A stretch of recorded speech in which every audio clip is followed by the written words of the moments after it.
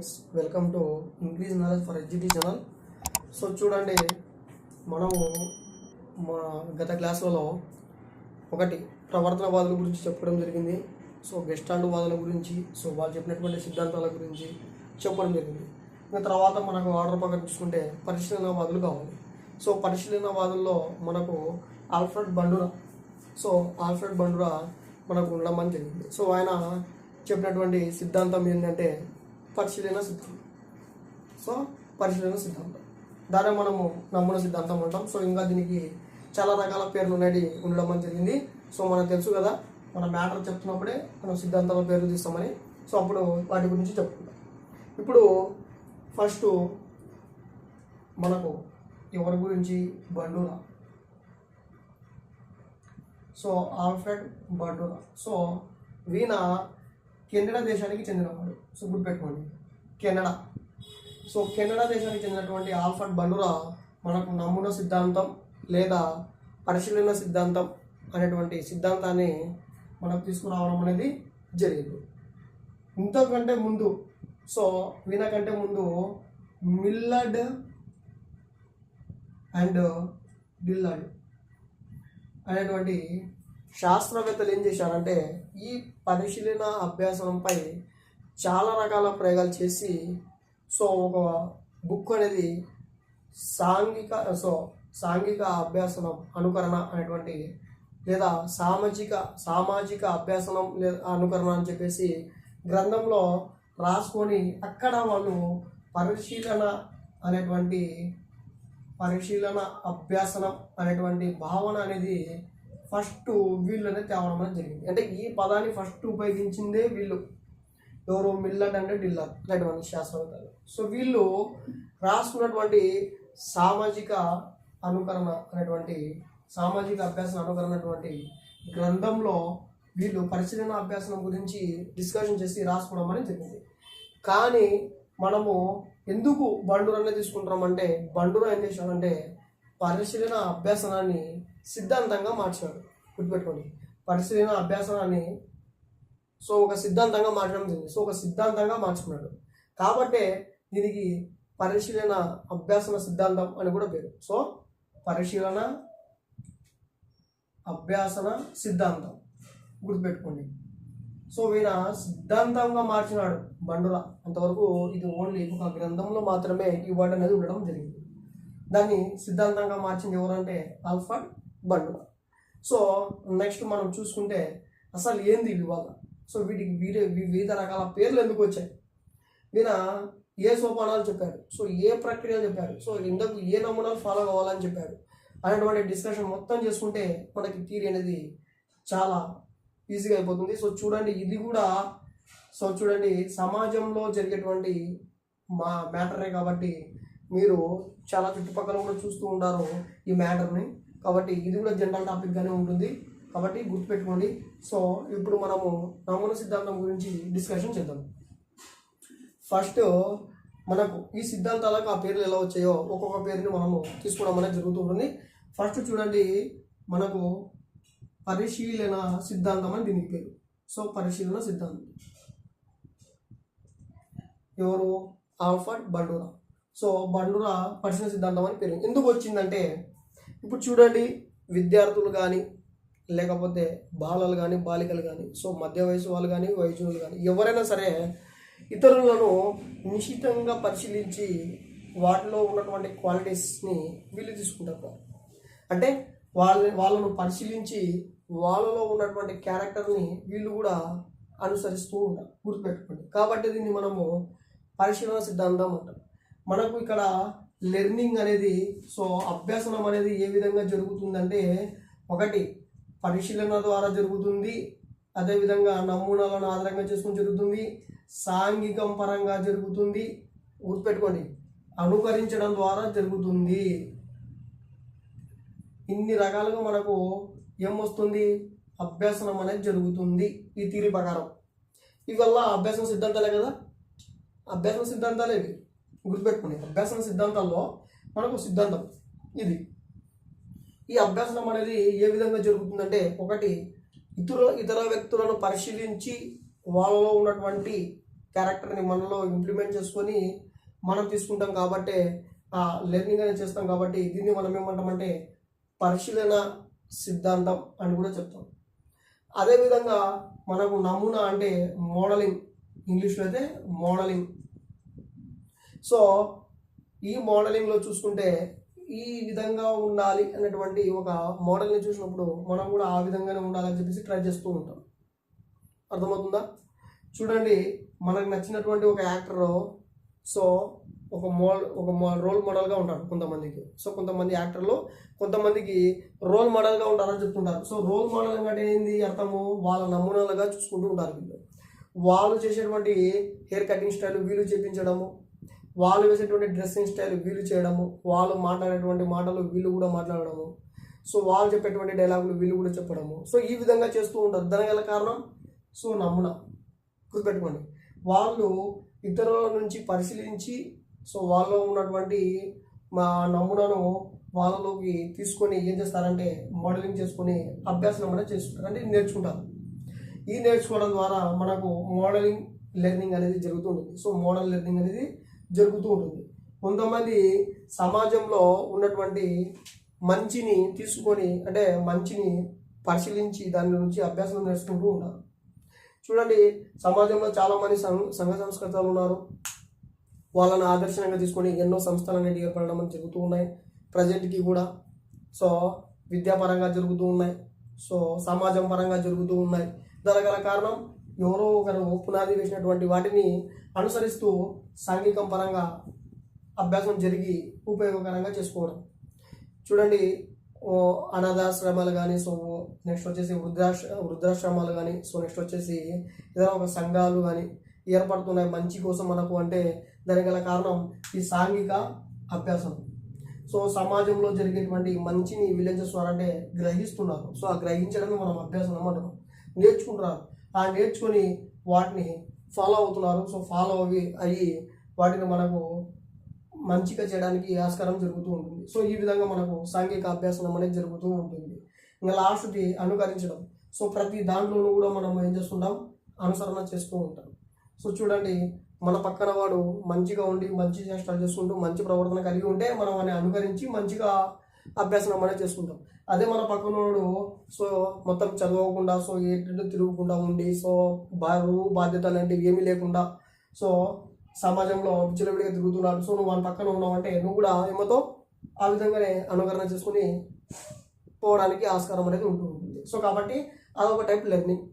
So చూడండి, మనకు ఈ సిద్ధాంతానికి ఉన్నటువంటి వివిధ రకాల పేర్లు ఏంటంటే పరిశీలన అభ్యాసన సిద్ధాంతం, నమూనా సిద్ధాంతం, సో సాంఘిక అభ్యాసన సిద్ధాంతం, సో అనుకరణ సిద్ధాంతం అనేటువంటి ఈ పేర్లు మనకు వీటికి ఉండడం అనేది జరుగుతూ ఉంది.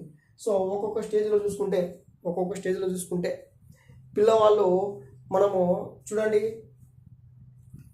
ఎప్పుడో ఏకాంతరంగా ఆడేటువంటి క్రీడలు అనేవి మనకు శేషదర్శనం ఉంటాయి. అంటే వాడు ఒంటరిగా ఆడుకుంటారు, ఎవరి మీద డిపెండ్ కాకుండా. అదే చూస్తే ప్యారలల్ గేమ్ కాడికి వస్తే చూడండి, అబ్జర్వేషన్ పూర్వ భారతదేశం వచ్చేస్తే ప్యారలల్ గేమ్లోనే మనకి ఏం జరుగుతుందంటే సమాంతర క్రీడలో వీడు అవతల వాడు ఆడేటువంటి ఆటను చూసి దాన్ని పోలినటువంటి ఆటని వీడు ఆడతాడు. దానికి కారణం వాడు అక్కడ పరిశీలించినాడు, వాడికి అది నచ్చింది, దాన్ని రోల్ మోడల్ తీసుకున్నాడు, సో దాన్ని అనుసరించినాడు, దాన్ని తీసుకొచ్చుకొని వీడు చేస్తున్నాడు. అర్థమవుతుందా? వాడు అక్కడ నేర్చుకున్నాడు. ఏమని నేర్చుకున్నాడు? వాడు పరిశీలించినాడు, వాడిని రోల్ మోడల్ తీసుకున్నాడు, సో వాడు కట్టినదాన్ని, సో అక్కడి నుంచి వాడు ఇక్కడ తీసుకొచ్చుకున్నాడు, దాన్ని అనుసరించినాడు, ఇంప్లిమెంట్ చేసుకుంటాడు. అదొక లెర్నింగ్. ఇక్కడ పూర్వపాల దశలో చూడండి, సమాంతర క్రీడలో జరిగేది ఇవే. వాడు ఏదో ఇసుకలో ఏదో భవంతులు కట్టుకుంటున్నాడు అనుకోండి, వీడు చూసి అదే దానికి సంబంధించినటువంటి మోడల్ కట్టడానికి ట్రై చేస్తూ ఉంటాడు. సో అదే విధమైన పోయినటువంటి ఆట ఆడుకోవడానికి గల కారణం ఇదే. అదే ఉత్తర భారతదేశంకి వెళ్ళాడు అనుకోండి పిల్లవాడు, ఉత్తర భారతదేశంకి వెళ్తే స్కూల్ ఏజ్ వస్తుంది. సో స్కూల్లోకి వెళ్తున్నప్పుడు సో పిల్లవాళ్ళు కొంతమంది ఏం చేస్తారంటే రంగురంగుల బ్యాగులు కానీ లేకపోతే ఆకర్షణీయంగా ఉండాలని చెప్పేసి ఏదేదో వివిధ రకాల ప్రయోగాలు చేస్తుంటే వాడు కూడా చూస్తూ ఉంటాడు, నేను కూడా ఇవే తెచ్చుకోవాలి, సో నేను కూడా ఈ విధంగానే ఉండాలి. సో చాలామంది పిల్లలు చూడండి, సో మ్యారేజ్ అయిన వాళ్ళకి తెలిసి ఉంటుంది, సో స్కూళ్ళలో ఒకరు పలక కొత్త తెచ్చుకున్నాడు అనుకోండి, వీడు కూడా అదే తేవాలని చూస్తుంటాడు. ఎందుకంటే వాడు నేర్చుకుంటున్నాడు వాడి పక్కన వాళ్ళతో. అర్థమవుతుందా? వాడిని అనుసరిస్తున్నాడు వీడు. అదేవిధంగా కొంతమంది షూస్ వేసుకొస్తే నేను కూడా షూస్ వేసుకోవాలా అంటుంటారు కొంతమంది. కొంతమంది పిల్లవాళ్ళు చదువుతూ ఉంటే సో వీళ్ళని అనుసరించి వీళ్ళు కూడా చదవడానికి ఆస్కారం చేస్తూ ఉంటారు ఉత్తరావాళ్ళ దశలో. చూడండి ఏ విధంగా డిఫరెన్స్ ఉంటుంటాయి స్టేజ్కి. కొంతమంది యవ్వనంలో వచ్చేసేసరికి కొంతమంది పిల్లవాళ్ళు ఏం చేస్తారంటే, సో చూడండి పిల్లవాళ్ళు ఏం చేస్తారు, ఉపాధ్యాయుడు చెప్పేటువంటి వేరు చూసి నేను కూడా ఆ విధంగానే చదవాలి, సో నేను కూడా ఆ విధంగానే ఉండాలి, సో ఉపాధ్యాయుల మాదిరిగానే మాట్లాడాలి, సో ఉపాధ్యాయుల మాదిరిగానే నేను ఏ స్టైల్ మెయింటైన్ చేయాలి, ఉపాధ్యాయుల మాదిరిగానే డ్రెస్సింగ్ స్టైల్ చేయాలి అనేటువంటి అలవాటు పడుతుంది. చూడండి ఎవరిని మోడల్గా తీసుకుంటున్నాడు, ఉపాధ్యాయుని తీసుకుంటాడు.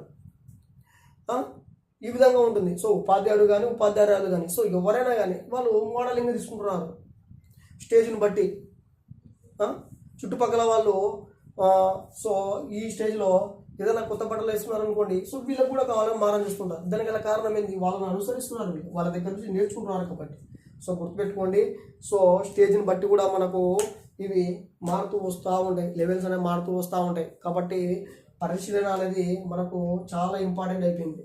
అబ్జర్వేషన్ చేస్తాడు, వాడిని మోడల్గా తీసుకుంటాడు, సో సమాజంలో ఇంప్లిమెంట్ చేసుకుని అనుకరించి లాస్ట్కు అభ్యాసం అనేది చేస్తూ ఉంటాడు. సో గుర్తుపెట్టుకుని కాబట్టి వీటికి ఇన్ని పేర్లు అనేది రావడం జరిగింది ఈ సిద్ధాంతానికి.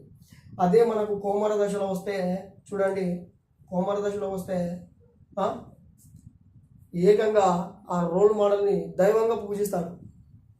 చూడండి ఈ దశలో కౌమార దశలోకి వచ్చేస్తే ఆ మోడల్నే ఈ చిన్నప్పటి నుంచి తీసుకొచ్చే మోడల్నే ఏం చేస్తాడు, దేవునిగా పూజిస్తాడు. ఒకటేసారి ఏం చేస్తాడు, వ్యక్తిగత పూజ చేస్తాడు. అర్థమవుతుందా, వ్యక్తి పూజ అంటాం. వ్యక్తి పూజ ఎప్పుడు ఏ స్టేజ్లో ఏర్పడుతుంది, మనకు కౌమార దశలో ఏర్పడుతుంది. ఇక్కడ ఒక యాక్టర్ ఉన్నాడండి, సో యాక్టర్ ఎగ్జాంపుల్ తీసుకున్నాం. ఆ యాక్టర్ ఉన్నాడు, సో యాక్టర్ సినిమా చూసినాడు, సో అతనికి లీనం అయిపోయినాడు, సో అట్రాక్షన్ అయిపోయినాడు, సో అతన్ని పరిశీలించినాడు, 2-3 సార్లు పరిశీలించినాడు, ఒక రోల్ మోడల్గా తీసుకున్నాడు. తీసుకొని సో అతన్ని అనుకరించడం అనేది జరిగింది. సో అనుకరించి ఆయన చేసేటువంటి హెయిర్ స్టైల్ కానీ, సో ఆయన చేసేటువంటి డ్రెస్సింగ్ స్టైల్ కానీ, వాకింగ్ స్టైల్ కానీ, నెక్స్ట్ వచ్చేసి మాట్లాడే విధానం కానీ తీసుకొని రోల్ మోడల్గా చేసుకోవడం జరిగింది. సో లాస్ట్కి ఏ విధంగా తయారవుతాడంటే వ్యక్తి పూజ లెవెల్లో వెళ్ళిపోతాడు, అంటే ఆరాధ్య దేవుళ్ళగా చూసుకుంటూ ఉంటాడు. దానికి గల కారణం ఈ పరిశీలన అభ్యాసం ఉంది, ఆ విధంగా నేర్చుకుంటూ ఉంటాడు. అర్థమవుతుందా. ఆ విధంగా కాకుండా మనకు అదే యాక్టరు సమాజం పట్ల మంచి అవగాహన చేస్తూ ఉన్నటువంటి సినిమాలు తీస్తూ, సో మంచి మాటలు మాట్లాడుకుంటూ, సో మంచి విలువైనటువంటి మ్యాటర్ కలిగినటువంటి సినిమాలు తీస్తూ ఉన్నాడు అనుకోండి, వీడు కూడా అట్రాక్ట్ అయిపోయి సో నేను కూడా ఈ విధంగా చేయాలని చెప్పేసి సమాజానికి మేలు చేయడానికి పూనుకుంటాడు. దానికి గల కారణం సో ఇక్కడ నేర్చుకున్నటువంటి లెర్నింగ్, సో ఇక్కడ అబ్జర్వేషన్ చేసినటువంటి లెర్నింగ్, సో మోడలింగ్ మాత్రం ఈయన ఉంటాడు యాక్టర్. కాబట్టి ఇతన్ని మంచిగా చేసుకున్నాడు కాబట్టి ఆరాధ్య దైవంగా చూసుకోవడం అని చెప్తుంది. సో వ్యక్తి పూజ అనేది చేసుకుంటూ ఉంటాడు. గుర్తుపెట్టుకోండి ఈ స్టేజ్కి వచ్చేసరికి కౌమార దశలో ఈ విధంగా మనకు స్టేజ్ని బట్టి మనకు మారుతూ ఉంటాయి పరిశీలన అనేది. సో పరిశీలన అనేది మనకు స్టేజ్ని బట్టి మారుకుంటూ వస్తుంది. కానీ ప్రతి స్టేజ్లో ఈ పరిశీలన అనేది మనకు లెర్నింగ్ ఇస్తూ ఉంటుంది, ఏదో ఒకటి లెర్నింగ్ అనేది ఇస్తూ ఉంటుంది. కాబట్టి దీన్ని పరిశీలన సిద్ధాంతం అని చెప్పి జరుగుతుంది. సో దీన్ని పరిశీలన అభ్యాసం సిద్ధాంతం అని చెప్పడం అనేది జరుగుతుంది. ఇప్పుడు మనకు ఆల్ఫర్డ్ బండరా గురించి వస్తే, సో ఆల్ఫర్డ్ బండరా చేసినటువంటి ప్రయోగం ఏంటంటే చూడండి, ప్రయోగం సో బోబో బొమ్మలు తీసుకున్నాడు. సో బోబో బొమ్మలు అంటే ఏమంటే ఒక స్ప్రింగ్ ఉంటుంది, ఈ స్ప్రింగ్కి పైన మనకు ఏముంటాయి, బొమ్మ అనేది ఉంటుంది. సో స్ప్రింగ్ ఉంటుంది, స్ప్రింగ్కి పైన మనకు తగిలించి ఒక బొమ్మ ఉంటుంది. దీన్ని మనం కుదిరితే ఇది కిందికి వెళ్ళి మన పైకి వస్తుంది. ఎందుకు, స్ప్రింగ్ ఉండదు, సో ముందుకు వెళ్ళి వెనక్కి వస్తుంది. అటువంటి బొమ్మలే మనం ఏమంటాం, బోబో బొమ్మలు అన్నాం. సో చూడండి, సో ఈ బోబో బొమ్మలను ఏం చేసినాడంటే ఒక గదిలో ఉంచేసి పిల్లవాళ్ళను మొత్తాన్ని బయట పెట్టేసి ఒక్కొక్క పిల్లని ఆ రూమ్లో పెట్టడం అని జరిగింది. ఆ మొత్తాన్ని కెమెరా పెట్టి రికార్డ్ చేసి చూస్తూ ఉన్నాడు. ఒక పిల్లవాడు చుట్టూ పరిశీలన చేస్తూ ఏం చేశాడంటే ఆ బొమ్మ దగ్గరికి వెళ్ళి ఏం చేశాడు, టచ్ చేయడం జరిగింది. టచ్ చేస్తే అది ముందు వెనక్కి రావడం జరిగింది. సో ఇది ఏదో బాగుందని చెప్పేసి దాన్ని గట్టిగా గుద్దుతూ ఉన్నాడు, అది ముందు వెనక్కి వస్తుంది. సో అది ఒక సాటిస్ఫాక్షన్, ఎందుకు గుద్దుతూ ఉన్నాడు కాబట్టి. సో గుద్దుతుంది ముందు వెనక్కి వస్తుంది, వాళ్ళకి సాటిస్ఫాక్షన్ ఉంది, బయటకు వచ్చేసాడు. ఇక్కడ రికార్డింగ్ అవుతుంది, ఆ పిల్లలు చూశారు కదా. సో ఒక్కొక్క పిల్లని మళ్ళీ పంపిస్తే ఈసారి డైరెక్ట్ వెళ్ళి పిల్లవాళ్ళు ఆ బొమ్మను గుద్దడం మొదలుపెట్టారు. దానికి గల కారణం ఇంతకు ముందు చేసినటువంటి ప్రయోగము వీడు అనుసరించాడు కాబట్టి, అర్థమవుతుందా? ఇంతకు ముందు చేసినటువంటి ఆ ప్రయోగాన్ని వీడు పరిశీలించాడు, వీడు అనుకరించాడు. సో దాన్ని తీసుకున్నాడు కాబట్టి డైరెక్ట్ వెళ్ళి దాన్ని గుద్దుకుంటూ హ్యాపీగా ఉండడం జరిగింది. తర్వాత నెక్స్ట్ పిల్లలు పంపిస్తే వాడు కూడా డైరెక్ట్ వెళ్ళి గుద్దడం మొదలుపెట్టి సో ఆనందం చెందుతూ ఉంది. దీనివల్ల మనకు తెలిసినటువంటి మ్యాటర్ ఏంటంటే పిల్లవాళ్ళు పరిశీలిస్తారు, పరిశీలన ద్వారా అంశాలను నేర్చుకుంటూ ఉన్నారు అనేటువంటి భావన అనేది మనకు ఈ సిద్ధాంతం అనేది తెలుపుతూ ఉంటుంది. సో ఇది బోబో బొమ్మలతో చేసినటువంటి ఒక ప్రయోగం. బోబో బొమ్మలు అంటే ఏం లేదు, స్ప్రింగ్ ఉంటుంది, స్ప్రింగ్ పైన మనం చూస్తూ ఉంటాం. సో ఏదో ఒకటి బొమ్మ, జోకర్ బొమ్మలో ఏదో ఒక బొమ్మ పెట్టి ఉంటారు. దాన్ని గుద్దుతుంటే అది ముందుకు వెనక్కి కదులుతూ ఉంటుంది. సో యాక్షన్, అటువంటి బొమ్మలను మనం బోబో బొమ్మలు అంటాం. సో కాబట్టి ఒక పిల్లవాడు చేసినటువంటి పనిని రికార్డింగ్ చేసి చూపించడం ద్వారా బయట నుండి వీడు కూడా అదే పరిశీలించి లోపలికి వెళ్ళి అదే పని చేసి బయటకు వస్తాడు. అక్కడ ప్రతి పిల్లవాడు అదే చేయడం అనేది జరిగింది. సో ఇది బోబో ప్రయోగాలు అనేటువంటి బొమ్మల ప్రయోగాలు ఆల్ఫర్డ్ బండర్ చేయడం అనేది జరిగింది. ఇందులో మనకు చూడండి 2 ప్రక్రియలు ఉంటాయండి. సో 2 ప్రక్రియలు ఉండడం అనేది జరిగింది. సో గుర్తుపెట్టుకోండి, ఎప్పుడైతే మనకు పిల్లవాళ్ళు పరిశీలన చేసుకొని ఒక శీల నిర్మాణం ఏర్పరచుకొని సో దానికి అనుగుణంగా మారుకొని అనుసరించుకుంటూ పోతారో మనం దాన్నే పరిశీలన అభ్యాసనం అంటాం, దాన్ని నమూనా సిద్ధాంతం అంటారు, దాన్ని సాంఘిక అభ్యాస సిద్ధాంతం కూడా అంటారు. అందులో ప్రక్రియలు ఉన్నాయి.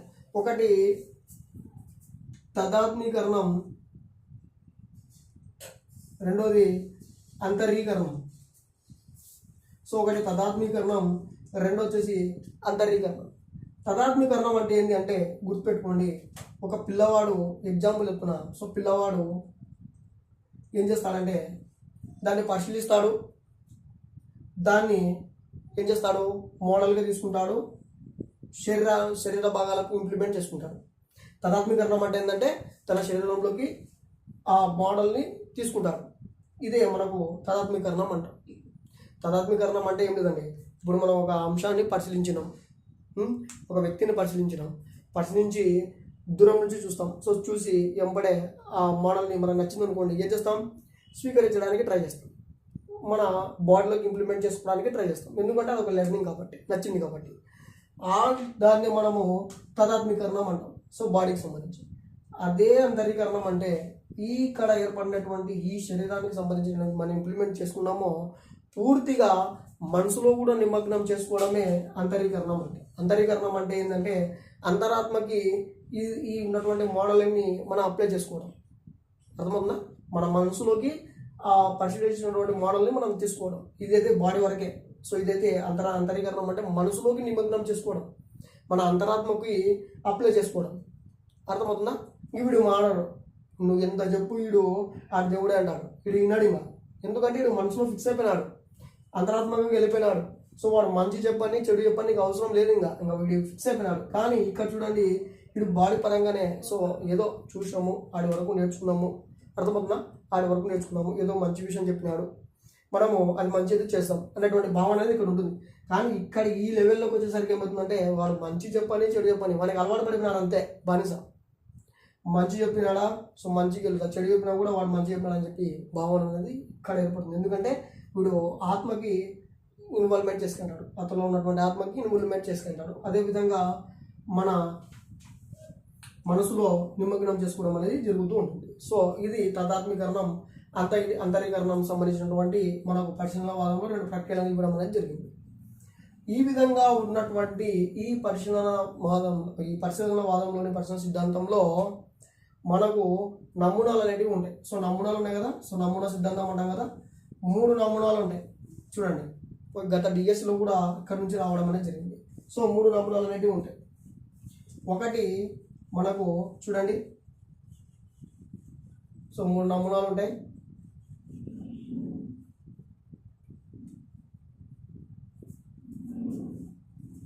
సో 3 నమూనాలు ఉంటాయని మనకు మొత్తము గుర్తుపెట్టుకోండి. సో చూడండి 3 నమూనాలు ఉంటాయని చెప్పాం కదా. సో ఇక్కడ మనకు టెట్కమ్ డిఆర్లో ఆంధ్రప్రదేశ్లో ఇక్కడ నుంచి ఒక క్వశ్చన్ రావడం జరిగింది, అదేదో చెప్తాం. ఫస్ట్ 3 నమూనాలు ఉంటాయండి మోడలింగ్లో. ఫస్ట్ వచ్చేసి లైవ్ నమూనా, సెకండ్ వన్ వచ్చేసి వెర్బల్ ఇంట్రాక్షన్ నమూనా, థర్డ్ వన్ వచ్చేసి మనకు సింబాలిక్ నమూనా. సో ఇక్కడ నుంచి మనకు రావడం అనేది జరిగింది.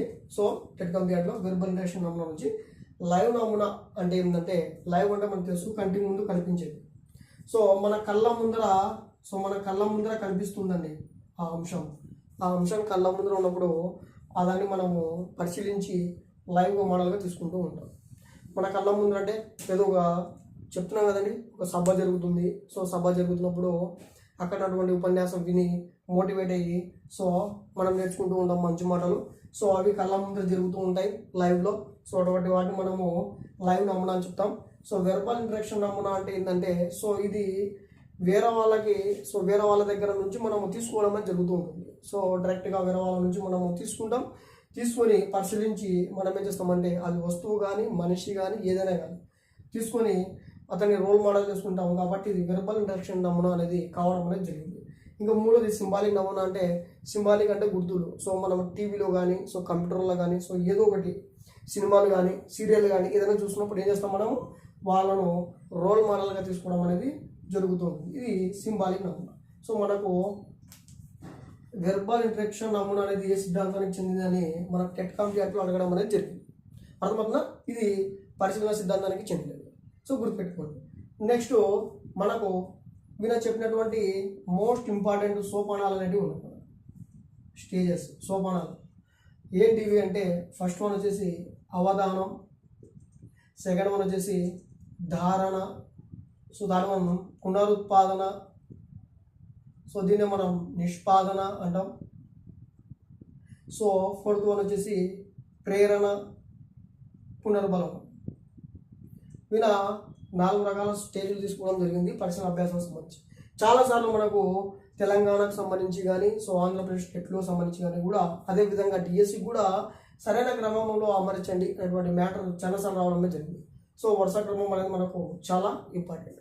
ఫస్ట్ వన్ అవధానం, సెకండ్ వన్ ధారణ, సో మూడవది పునరుత్పాదన లేదా నిష్పాదన, తర్వాత వచ్చేసి ప్రేరణ, పునరుత్పాదన. సో ఇది సీక్వెన్స్లో నేర్చుకోవాల్సి ఉంటుంది. సో చాలా సార్లు మనకు అడగడం అనేది కూడా అక్కడ జరిగింది. అవధానం అంటే ఏమిటి? సో అవధానం అంటే ఏం లేదండి, ఇప్పుడు మామూలుగా అవధానం అంటే సైకాలజీ ప్రకారం ఒక అంశాన్ని మనము ఇంద్రియ జ్ఞానంతో లగ్నం చేసుకుని దాన్ని నేర్చుకోవడం. అవధానం అంటే ఒక అంశాన్ని మన ఇంద్రియ జ్ఞానంతో లగ్నం చేసి దానికి మనం నేర్చుకోవడం, దాన్ని మనం అవధానం అని చెప్తాం.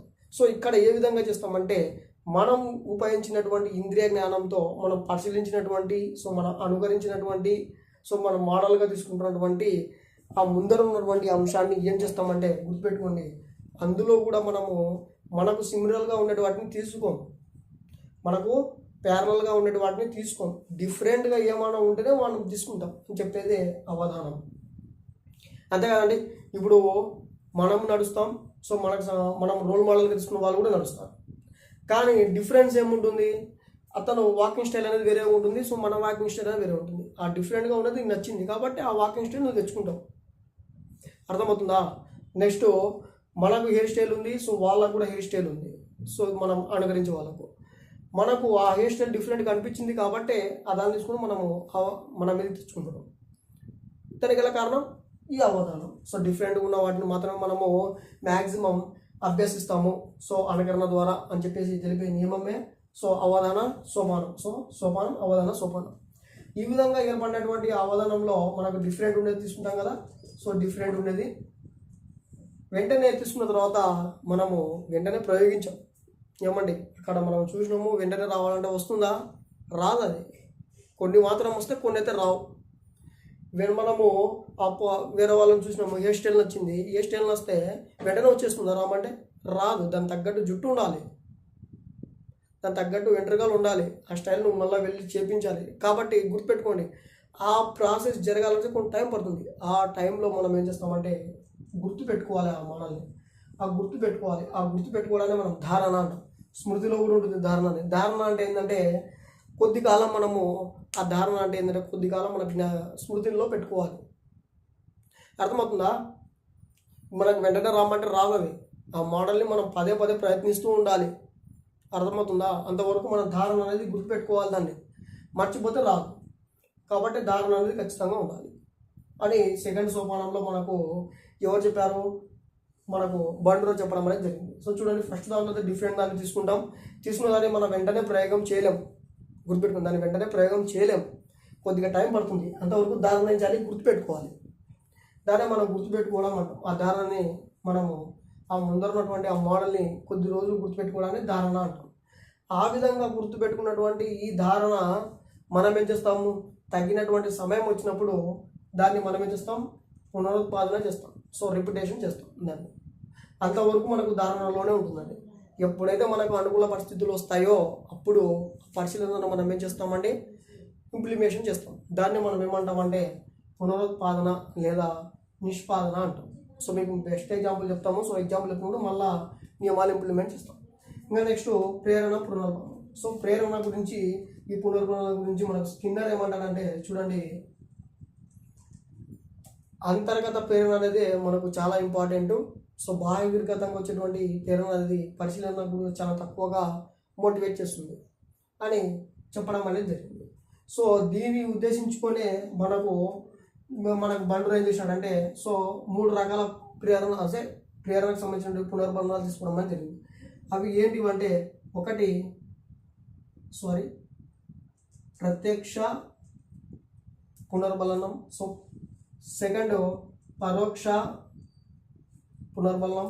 థర్డ్ వన్ స్వీయ పునర్బలనం.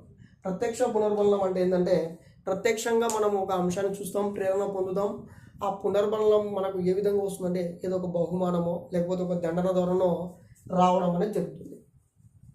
ప్రత్యక్షంగా చూసింటాం, అది ప్రత్యక్షంగా సమాజంలో ఉంటుంది, తీసుకోవాలనుకుంటాం, కానీ అది రాకూడదు. సో మనకు దాన్ని ఇంప్లిమెంటేషన్ చేయాలంటే ఏదో ఒక బహుమానం అని ఇస్తాం, దండన ఇస్తాం. వీటి ద్వారా అనుకరించాల్సి వస్తుంది ప్రత్యక్షంగా. అంటే ఇది వేరే వాళ్ళు మనకు ప్రత్యక్షంగా నేర్పించాల్సి ఉంటుంది. ఏ విధంగా ద్వారా, బహుమానం ద్వారా కానీ, అదేవిధంగా దండన ద్వారా కానీ. అదే పరోక్షం అనుకోండి, ఇది మనకు వ్యక్తిగతంగా సంబంధించినది. సో పరోక్షంగా మనకు అది నచ్చింది, ఆ కాన్సెప్ట్ అనేది నచ్చిందంటే మనమే తీసుకుంటాం. ఎటువంటి బహుమానం, దండన అనేది దీనికి అవసరం అనేది ఉండదు. స్వీయ అంటే ఇతనికి వ్యక్తిగతంగా పూర్తిగా అంతరాత్మ పరంగా స్వీయంగా తనకు తనే నిర్ణయించుకుంటాడు.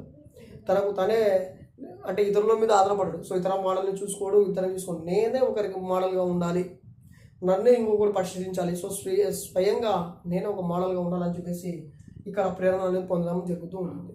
ఇది బ్రూనర్కి మోస్ట్ ఇంపార్టెంట్గా తీసుకోవడం జరిగింది. సో దీన్ని బ్రూనర్ ఏం చేసిందంటే స్వీయ పునర్బలాన్ని మోస్ట్ ఇంపార్టెంట్గా తీసుకోవడం అనేది జరిగింది. సో గుర్తుపెట్టుకోండి, ప్రత్యక్షం అంటే ఏం లేదు, ఒకరిని మనము బలవంతంగా మీద తెచ్చుకోవడం అంతే. అది బహుమానం ద్వారానో లేకపోతే శిక్షణ ద్వారానో. లేదనుకో పరోక్షంగా అనుకో, నువ్వు తీసుకోవాలనుకుంటున్నావు, ఎవరు తెలియకుండా వాళ్ళ నుంచి ఇంప్లిమెంట్ చేసుకుంటావు అంతే, తెలియకుండా. ఇది దీనికి ఏం బహుమానం అవసరంలే, దండన అవసరంలే, మెప్పు అవసరంలే, ఏం అవసరంలే. అదే స్వీయంగా అనుకో, నువ్వే ఒకరికి రోడ్ మోడల్గా కావాలనుకుంటావు. అర్థమవుతుందా? నువ్వే ఒకరికి రోడ్ మోడల్ కావాలనుకుంటావు. సో నిన్ను చూసే వేరే వాళ్ళు పరిశీలిస్తారు, నిన్ను చూసే వేరే వాళ్ళు నేర్చుకుంటారు. కాబట్టి దీనికి ఇంపార్టెన్స్ అనేది మనకి ఎవరు ఇవ్వడం జరిగింది, బ్రూనర్. సో కాబట్టి గుర్తుపెట్టుకోండి, మీకు ఎప్పుడైనా క్వశ్చన్లో స్కిన్నర్ ప్రతిపాదించినటువంటి పునర్బలనాలలో అతి ముఖ్యంగా భావించినది, అతి ప్రధానమైనది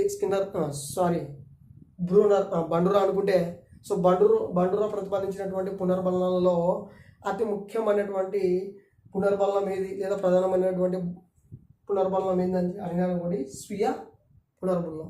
అది గుర్తుపెట్టుకోండి. సో ఇది మనకు బండురా పెట్టినటువంటి ఒక పరిశీలన సిద్ధాంతం, ఆయన ప్రతిపాదించినటువంటి ఒక నమూనా సిద్ధాంతం ఇవి.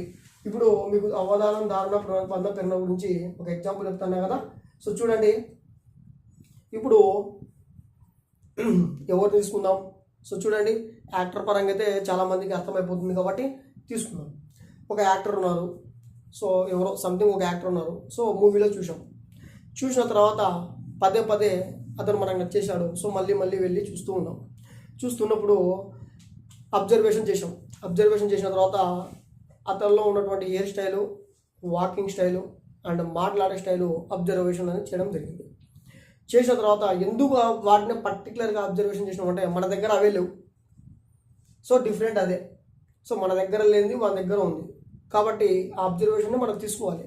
కాబట్టి దాన్ని మనం ఏమంటామంటే అవధానం అంటాం. అవధానం అంటే లేదు, అతని దగ్గర ఉన్నటువంటి డిఫరెంట్ థింకింగ్ మనం పరిశీలించి తీసుకోవడం. అది అవధానం అంటే. అదే యాక్టరు మనం తీసుకున్నాం కదా, వెంటనే మనం ఇంప్లిమెంటేషన్ చేయాలంటే కాదు, అది కొద్ది రోజులు టైం పడుతుంది, ఖచ్చితంగా కొద్ది రోజులు టైం పడుతుంది కదా, అంతవరకు అవి గుర్తుపెట్టుకోవాలి మైండ్లో. దాన్నే మనము ధారణ అంటాం.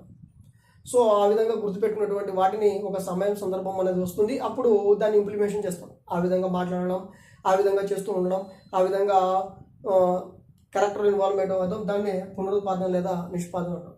తర్వాత మనకు ప్రేరణ అనేది జరుగుతూ ఉంటుంది. సో లోపలగా అంతర్గతంగా అది ప్రత్యక్షంగానే జరగవచ్చు, పరోక్షంగానే జరగవచ్చు.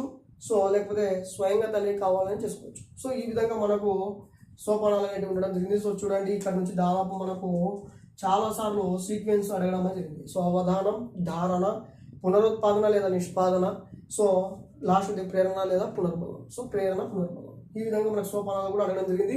టెట్కామ్ అట్లయితే వెర్బల్ ఇంట్రడక్షన్ నమూనా అనేటువంటిది ఏ సిద్ధాంతానికి చెందినటువంటిది అని అడగడం అనేది జరిగింది. సో ఆంధ్రప్రదేశ్లో నెక్స్ట్ ఈ సంబంధించినటువంటి థీరీస్ గురించి మనం చెప్పుకోవడం జరిగింది. సో బండురా కూడా సోషల్ లెర్నింగ్ థియరీ అని చెప్పేసి, సో అవి మ్యాక్సిమం మీరు కనుక్కున్నారు. సో 3 గ్రంథాలు రాయడం అనేది జరిగింది. సో కాబట్టి అవి మేము పీడిఎఫ్లో లేదా టెస్ట్ రాసినప్పుడు ఇస్తాం. సో దానికి ఏం చింతించకండి. సో నెక్స్ట్ వచ్చేసి మనకు నమూనా సిద్ధాంతం అనేది కూడా కంప్లీట్ కావడం జరిగింది. చూడండి, మనం ఇప్పటి వరకు ప్రవర్తనవాదుల గురించి చెప్పుకున్నాం, వాళ్ళు చెప్పినటువంటి సిద్ధాంతాలు చెప్పుకున్నాం. నెక్స్ట్ గెస్టాల్వాదుల గురించి చెప్పుకున్నాం, వాళ్ళు చెప్పినటువంటి సిద్ధాంతంలో ఒకటి ఉంది చెప్పేసినాం. నెక్స్ట్ మనకు ఈ పరిశీలనవాదులో ఉన్నటువంటి బండురా, సో ఆయన చెప్పినటువంటి పరిశీలన సిద్ధాంతం చెప్పినాం. నెక్స్ట్ నిర్మాణాత్మకవాదం, వైగాట్స్కి, పియాజే చెప్పినటువంటి సిద్ధాంతాలు చెప్పుకుంటాం. సో గుర్తుపెట్టుకోండి, ఆర్డర్ ప్రకారం వస్తున్నాం. ఇవి చెప్పుకుంటే మనకు అభ్యాసన సిద్ధాంతాలు అనేవి అయిపోవడం అనేది జరుగుతూ ఉంటుంది. సో చూడండి, మా ఇన్ఫర్మేషన్ కానీ మీకు నచ్చినట్లయితే సో ప్లీజ్ లైక్ చేయండి, షేర్ చేయండి అండ్ కామెంట్ చేయండి. సో వీడియోని మాత్రం ఎక్కడ కూడా స్కిప్ చేయకండి. సో స్కిప్ చేస్తే అర్థం కాదు. ఒకవేళ మేము ఎక్కడన్నా మిస్టేక్ చేసినా కూడా మేము లాస్ట్కి వచ్చేసరికి దాన్ని కవర్ చేస్తూ ఉంటాం. కాబట్టి మీరు దాన్ని స్కిప్ చేయకండి. సో అది మాత్రం మాకు చేయండి. నెక్స్ట్ వచ్చేసి సబ్స్క్రైబ్ చేసుకోండి అండ్ మీ ఫ్రెండ్స్తో సబ్స్క్రైబ్ చేయించండి. సరేనా? మా ఇన్ఫర్మేషన్ వర్త్ అనిపిస్తే మాకు సపోర్ట్ చేయండి. Thank you.